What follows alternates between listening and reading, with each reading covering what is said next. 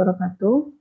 Kita kembali ke pertemuan mata kuliah Sistem Informasi Manajemen di pertemuan ke-12. Nah, di dalam pertemuan minggu ini kita akan membahas tentang Enterprise Resource Planning atau biasa disingkat dengan ERP. Nah, sebelum membahas tentang ERP, kita bahas dulu tentang pengertian dari masing-masing kosakatanya. Yang pertama ada enterprise. Enterprise ini digunakan untuk menggambarkan situasi bisnis secara umum dalam satu entitas korporat dan berbagai ukuran. Mulai dari bisnis ukuran kecil hingga ukuran bisnis raksasa biasanya disebut dengan istilah enterprise. Yang kedua, research secara singkat dapat diartikan sebagai sumber daya dalam kaitannya dengan enterprise. Research dapat berupa aset perusahaan. Jadi biasanya terdiri dari sumber daya yang ada di dalam perusahaan. Nah, arti ERP itu sendiri merupakan sebuah framework transaksi enterprise yang menghubungkan proses pemesanan barang, manajemen inventarisasi dan kontrol, serta perencanaan distribusi dan produksi dan keuangan yang ada di dalam suatu perusahaan. Jadi semua aspek-aspek atau komponen-komponen ini dikelola dalam suatu framework yang disebut dengan namanya Enterprise Resource Planning. ERP bekerja sebagai kekuatan lintas fungsional perusahaan yang mengintegrasikan dan mengautomatisasi berbagai proses bisnis internal dan sistem informasi termasuk manufaktur, logistik, distribusi, akuntansi, keuangan, dan sumber daya manusia dari sebuah perusahaan. Jadi mencakup keseluruhan dari semua aktivitas-aktivitas yang ada di dalam perusahaan. Tujuan ERP itu sendiri yang pertama adalah otomatisasi dan integrasi banyak proses bisnis yang ada di dalam perusahaan tersebut, saling terintegrasi dan terotomatisasi oleh si ERP. Kemudian membagi database yang umum dan data teknis melalui enterprise. Lalu menghasilkan informasi yang real time dan memungkinkan perpaduan proses transaksi dan kegiatan perencanaan yang ada di dalam suatu perusahaan. Nah, manfaat ERP itu sendiri ada beberapa. Yang pertama, menawarkan sistem terintegrasi di dalam perusahaan sehingga proses dan pengambilan keputusan dapat dilakukan secara lebih efektif dan efisien. Karena semua sistem dilakukan secara terintegrasi. Yang kedua, memungkinkan melakukan integrasi secara global. Kemudian yang ketiga, menghilangkan kebutuhan pemutakhiran dan koreksi data seperti yang terjadi pada sistem yang terpisah. Jadi di dalam ERP ini sistemnya akan saling terintegrasi, sehingga koreksi data juga mudah dilakukan. Kemudian selanjutnya memungkinkan manajemen mengelola operasi dan tidak memonitor saja, serta lebih mampu menjawab semua pertanyaan yang ada karena semua data itu terangkum di dalam suatu ERP. Lalu, membantu melancarkan pelaksanaan manajemen rantai pasok serta memadukannya. Kemudian memfasilitasi hubungan komunikasi secara internal dan eksternal dalam dan luar organisasi. Dapat menurunkan kesenjangan antara pemrograman dengan cara perawatan sistem yang baik. Lalu yang terakhir dapat menurunkan kompleksitas aplikasi dan teknologi. Nah, kita lihat di sini di dalam implementasi ERP itu sendiri ada central database ataupun database pusat yang berhubungan dengan human resource management dan corporate reporting. Jadi di dalam ERP ini ada front office dan back office-nya. Di front office dimulai dari customer, kemudian adanya sistem sales and distribution, dan service application, aplikasi-aplikasi pelayanan yang berhubungan dengan customer itu dikelola, diolah, di mana datanya berasal dari customer.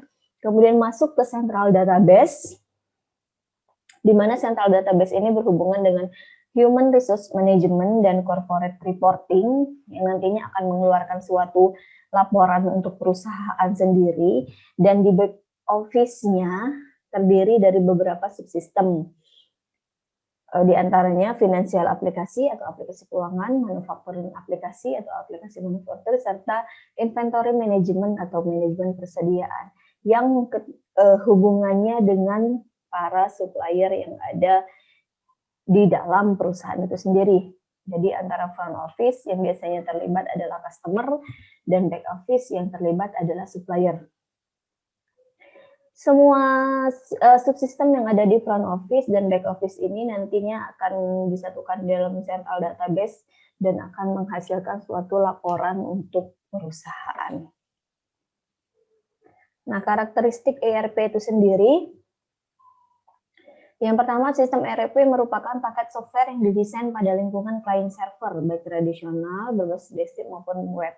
Jadi sifatnya dia client server, di mana ada beberapa orang ataupun perangkat keras yang menjadi klien dari sebuah ERP ini. Kemudian sistem ERP mengintegrasikan mayoritas bisnis proses yang ada.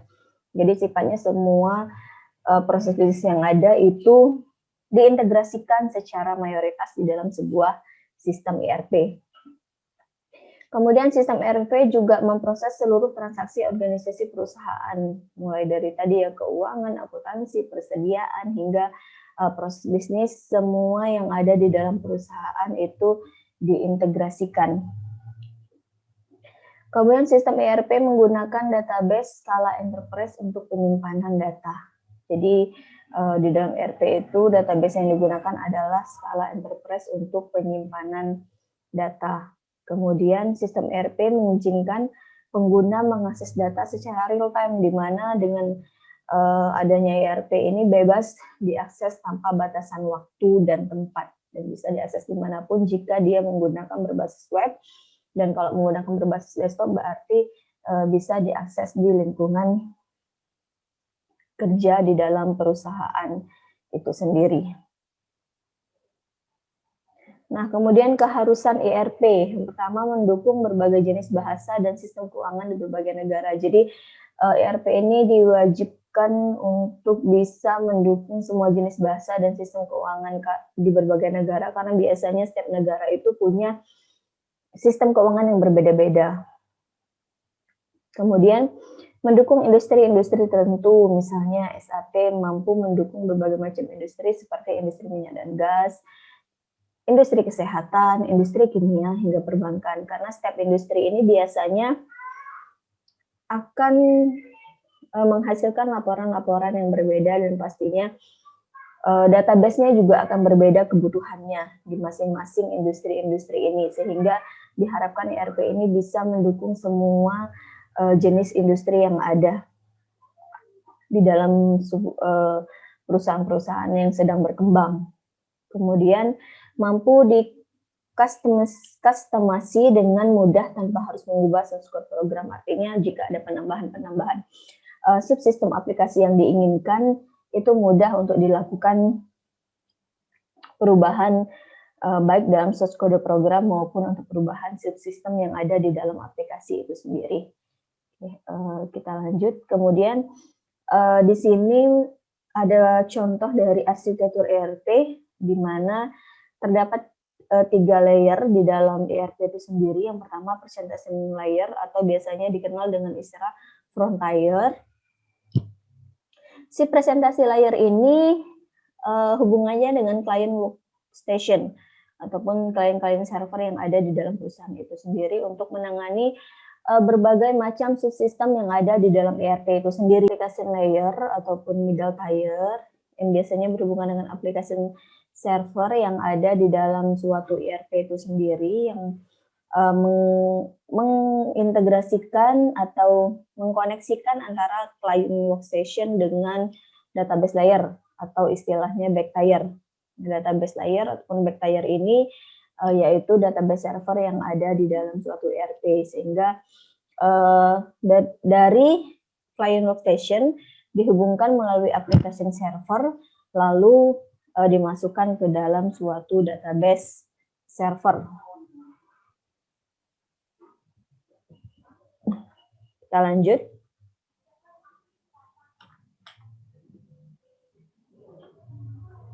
Bentar.